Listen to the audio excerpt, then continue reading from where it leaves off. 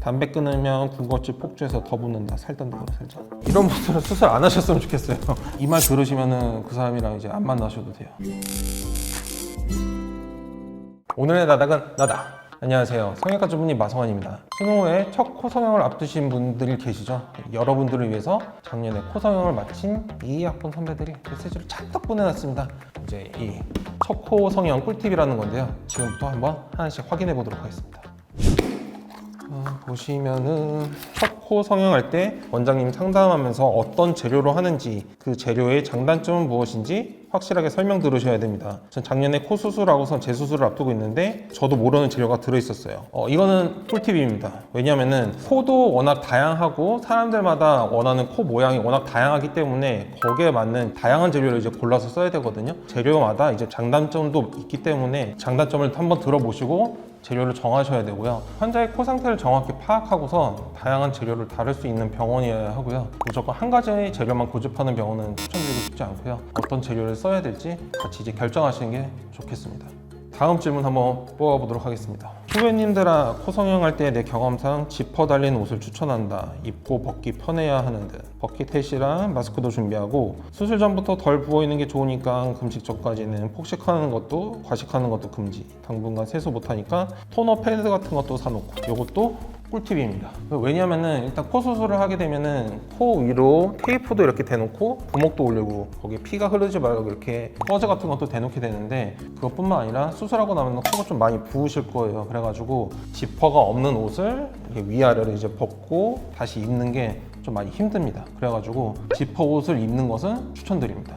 버킷햇도 뭐 가리면 좋겠죠. 왜냐면 수술 끝나고 집에 가는데 많이 부어 있으면 좀 그렇잖아요. 그래서 버킷햇도 준비해 주시는 건 좋은데 마스크는 조금 아닌 것 같아요. 왜냐면은 코 수술하면서 이제 여기 귀연고를 이렇게 떼는 경우가 발생하는데, 마스크를 쓰게 되면은 마스크가 딱 걸리는 위치가 여기 귀연고 수술한 자리예요.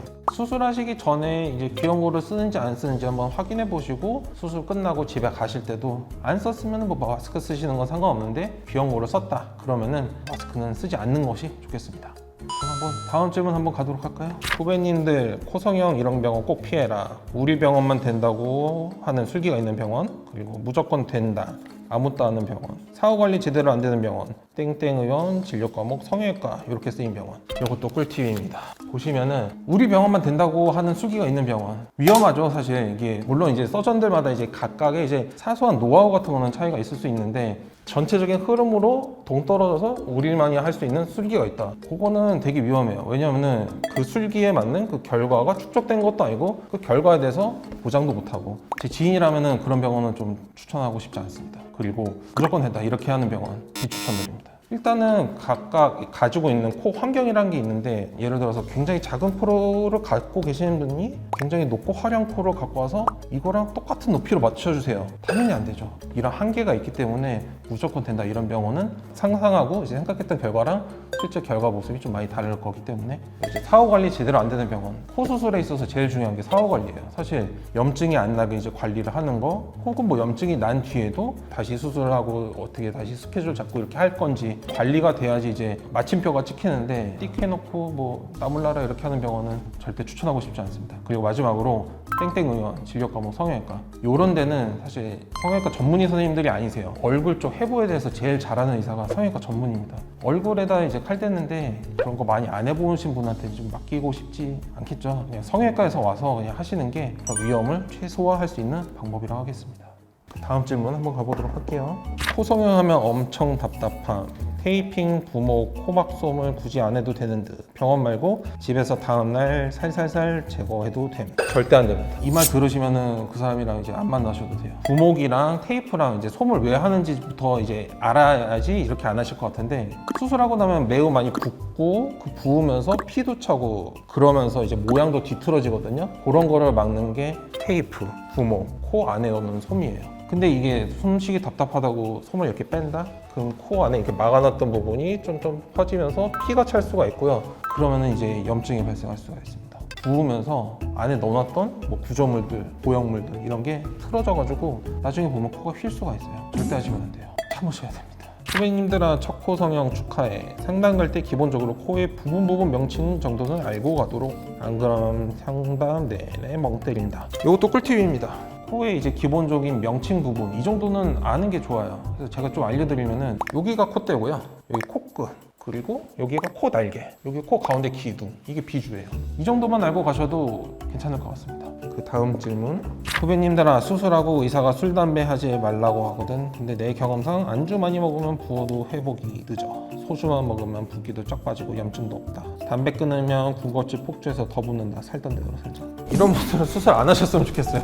수술하고 나서 되게 협조가 안 되는 분들이 간혹가다 있거든요. 물론 그런 분들이 다 염증이 생기거나 모양이 틀어지거나 그러진 않아요. 하지만 그렇게 될 확률이 높아지죠. 그래서 담배를 피게 되면 일단은 말초 쪽에 혈관이 쪼그라들어요. 그러면은 회복하는데도 되게 더뎌지고 흉살도 좀 많이 생기고, 그리고 염증이 생길 수가 있어요. 술도 마찬가지예요. 술 자체가 염증 반응을 좀 올리거든요. 그렇기 때문에 술, 담배는 하고 싶으셔도 최소한 한 달 그래야지 덜 위험합니다.